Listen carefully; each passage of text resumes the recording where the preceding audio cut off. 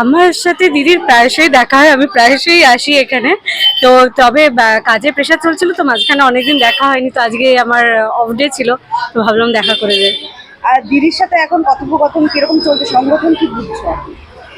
সংগঠন খুব ভালো আছে, হয়তো পারিপার্শ্বিক পরিস্থিতির জন্য চাপে অনেকে বা মন খুলে আগে যেরকম ভাবে আসতো সেরকম ভাবে আসতে পারছে না, বা বাইরে বেরোতে পারছে না, বা দলটা করতে পারছে না। কিন্তু দিদির সাথে সবাই আছে। দেখো, তোমাকে আমি আগের দিনও এখানে দেখেছি, তুমি এখানে আগের দিনও দাঁড়িয়েছিলে, তুমি দেখেছো এখানে কিভাবে স্বতঃস্ফূর্তভাবে মানুষের আনাগোনা, মানুষ সবাই সবার সমস্ত অসুবিধা নিয়ে দিদির কাছে আসছে। তো আমার তো মনে হয় না যে সংগঠনে খুব একটা বেশি কিছু সমস্যা হয়েছে। তোমাদেরকে নিয়ে নানা রকম ট্রোল, সমাজ বান্ধবের কথা হচ্ছিল যে খারাপ সময় তোমরা পাশে নেই, এইগুলো তুমিও তো ফেস করেছো, কি বলবে পারলি? দেখো, আমি এটা বলছি যে লোকে যে বলছে, সবাই তো খুব একটা ভুল বলছে না। আগে যেইভাবে সবাই মানে ভালো সময় দিদির সাথে থাকতেন, 4 তারিখের পর থেকে তো সেইভাবে সবাইকে দেখা যাচ্ছে না, তার লোকে তো বলবেই।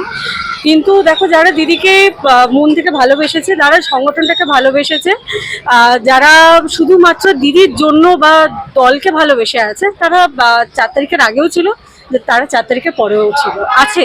ইনফ্যাক্ট সেই সংখ্যাটা তো কম, কিন্তু তারা আছে। আর তোমার পুরনো কলিগ, বন্ধু বান্ধবরা যারা তোমরা একসাথে আসতে দিদির সাথে বিভিন্ন অনুষ্ঠানে তোমাদের দেখা যেত, সেই মুখটা কোথাও গিয়ে অনেক কমে গেছে। তা তো কমে গেছে। সেই জিনিসটা কিভাবে দেখো তোমরা এখন? দেখো, ময়নাদির সাথে এই বিষয়ে আলোচনা হয়, হ্যাঁ, এখন তোমরা যারা কয়েকজন, ওই যে তুমি, ময়নাদি, সুভদ্রা, আমাদের ইন্ডাস্ট্রি কয়েকজন মানুষকেই দেখা যায় দিদির পাশে। দেখো, আমি এর আগেও আমি বহুবার বলেছি যে আমি কোনোদিনও না মানে সংগঠনে কোনো পদের জন্য আমি এখানে আসিনি। আমি কোনোদিনও দিদিকে বলিনি যে আমার এই পদটা লাগবে, এই পদটা লাগবে, আমাকে এটা দাও, ওটা দাও। কাজও পাও। একদমই আমি কাজ করিনি। ইনফ্যাক্ট তুমি দেখো, আমি লাস্ট এই দুলারি আমার স্টার্ট হয়েছে, তার আগে ওমর দরদিয়া স্টার্ট হয়েছে, এগুলো সব কিন্তু চৌঠামের পরে স্টার্ট হয়েছে। এবার এটাকে নেহাতি কাকতালিও বলতে পারবো কিনা যায় না, কিন্তু এরকম কোনো ব্যাপার নেই। কিন্তু সত্যি কথা, যখন তৃণমূলের ছিল, আমি সরকার পক্ষের সাথে ছিলাম, তখন সেইভাবে আমার তো কাজ হয়নি, সেটা দিদিও জানেন ভালো মতো। দিদি আমাকে বহুবার জিজ্ঞেস হচ্ছে যে তুমি বিয়ের পর কাজ করছো না কেন। আমি দিদিকে বলেছিলাম, দিদি আমি কাজ পাচ্ছি না, এটাতে আমার বলতে কোনো লজ্জা নেই।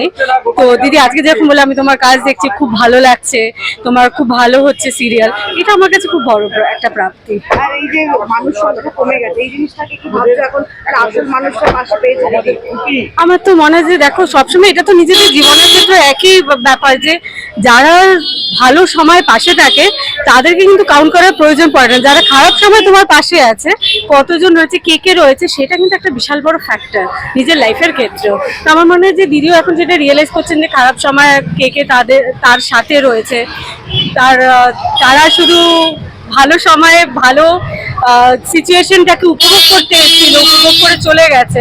আবার নতুন সরকারের সাথে, দেখো নতুন সরকারের সাথে থাকা আমি বলছি না খারাপ, কিন্তু দুটো নৌকা পা দিয়ে তো চলা যায় না, তাই না? এটা শুনুন, দিদির সাথে আসো থাকবে। একদম আমি দেখো 2021 থেকে আমি জয়েন করেছি অফিসিয়াল ভাবে তৃণমূল ভবনে গিয়ে। তার আগে তো আমি বলবো না, 2021 থেকে আমি দিদির সাথে ছিলাম, আছি, ইন ফিউচার।